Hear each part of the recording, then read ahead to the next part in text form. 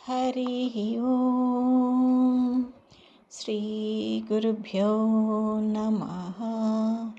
హరి ఓం. వాక్య విభూతి అనే శీర్షికలో భగవాన్ శ్రీ సత్యసాయి బాబా వారి ఉపదేశం తెలుసుకుందాం. వ్యామోహం. ప్రేమాత్మ స్వరూపులారా, మోహం మానవుడిని కొంత దిగజార్చగలిగితే వ్యామోహం మాత్రం పూర్తిగా పతనావస్థను కోరుకుంటుంది.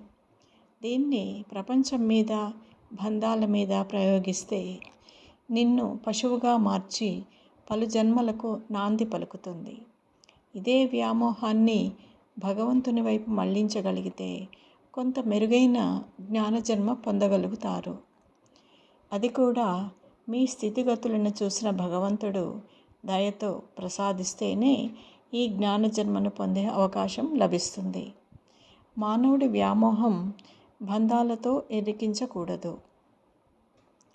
దీన్ని బాహ్యంలో విరజమ్మగలిగిన వాడికి తిరిగి నీకు మనశ్శాంతి లభిస్తూ నీవు భగవంతుడికి అతి సమీప భక్తుడిగా మారిపోతావు.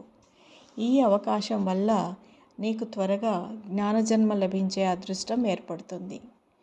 జ్ఞానంతో నీ జన్మ పునీతమైన దగ్గర నుంచి నీకు జన్మలు తరుగుతూ జ్ఞానం పెరుగుతూ ఆఖరికి భగవంతునిలో ఐక్యత సంభవిస్తుంది.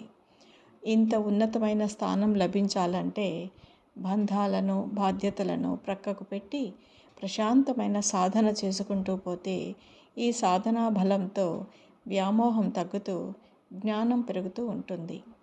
కానీ ఈ వ్యామోహాన్ని తగ్గించుకోవాలనే తాపత్రయం పెరుగుతున్న కొద్దీ అది మీ మీద తన బలమైన పంజా విసురుతూ మిమ్మల్ని దిగజార్చే ప్రయత్నాలు చేస్తుంది.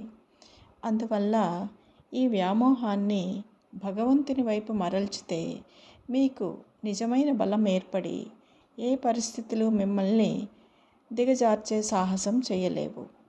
ఇప్పటికైనా కన్ను తెరచి వ్యామోహాన్ని పారద్రోలుతూ భగవంతుని మీద మోహాన్ని పెంచుకోండి.